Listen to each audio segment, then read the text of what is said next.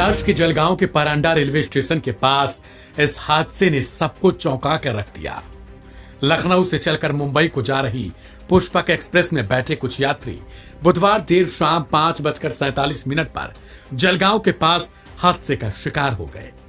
हादसे के करीब 20 मिनट बाद ट्रेन तो रवाना हो गई, लेकिन कुछ यात्री अपने जीवन के अंत के बाद वहीं ठहर गए, क्योंकि अब वो ना उठ सकते हैं, ना चल सकते हैं और ना ही अब वो जीवन के किसी इकाई को देख सकते हैं। विजुअल्स बेहद डरावने और झकझोर देने वाले हैं। किसी का सिर धड़ से अलग है तो किसी का हाथ कटकर कहीं और है। कुछ शव बिना कपड़ों के पटरियों के आसपास बिखरे पड़े हैं, क्योंकि ये सभी अब मृतक बन चुके थे, तो इन्हें कुछ भी नहीं पता कि जिस ट्रेन से ये रवाना हुए यात्रा के लिए वह उनकी अंतिम यात्रा हो गई। सवाल है कि आखिर यह हादसा कैसे हुआ। दरअसल इसके पीछे की वजह के रूप में एक अफवाह को माना जा रहा है।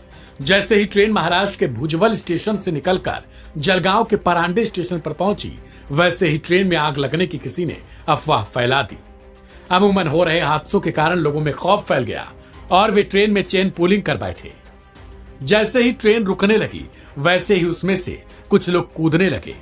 इस दौरान वे भूल गए कि सामने दूसरा ट्रैक है और उसी ट्रैक पर कर्नाटक संपर्क क्रांति एक्सप्रेस निकल रही थी और यात्री उसकी चपेट में आ गए।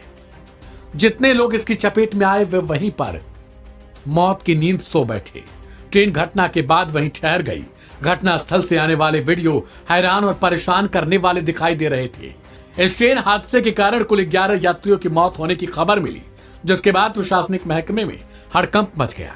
कुछ रिपोर्ट्स के मुताबिक दूसरी पटरी से गुजरने वाली ट्रेन कर्नाटक एक्सप्रेस बिना हॉर्न बजाए ही निकल रही थी। घटना को लेकर महाराष्ट्र के डिप्टी सीएम एकनाथ शिंदे का बयान आया। उन्होंने कहा कि इसकी विस्तृत जांच हर एंगल से होगी कि आखिर यह वाकई हादसा था या कोई साजिश थी। जो रेस्क्यू ऑपरेशन है, जहां जिनको हॉस्पिटलाइज करना है, उनके ऊपर उपचार करना है, वो काम शुरू है और वहां पर कोई भी किस्म की कमी नहीं होगी, ऐसी हमारी राज्य सरकार की यंत्रणा पूरा काम कर रही है। खबर थी कि अफवाह फैलाई गई कि ट्रेन में आग लगी। हाँ, अभी ये तो अभी उसकी जांच होगी, लेकिन पहले तो सबसे पहले जिनकी जो घायल है उनको उनका इलाज तुरंत हो जाए, उनकी जान बचे, इसको प्राथमिकता दी जा रही है। घटना को लेकर महाराष्ट्र के सीएम देवेंद्र फडणवीस की तरफ से भी बयान जारी किया गया और उन्होंने कहा कि घायलों के समुचित इलाज की व्यवस्था की जा रही है। यह हादसा बेहद दुखद और डरावना है।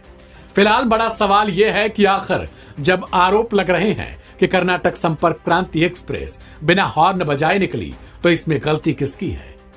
क्या जो यात्री ट्रेन से दूसरी पटरी के सामने कूद रहे थे, उन्हें ट्रेन के बारे में तनिक भी भनक न लग सकी, जिसके कारण वो खुद को बचा सके?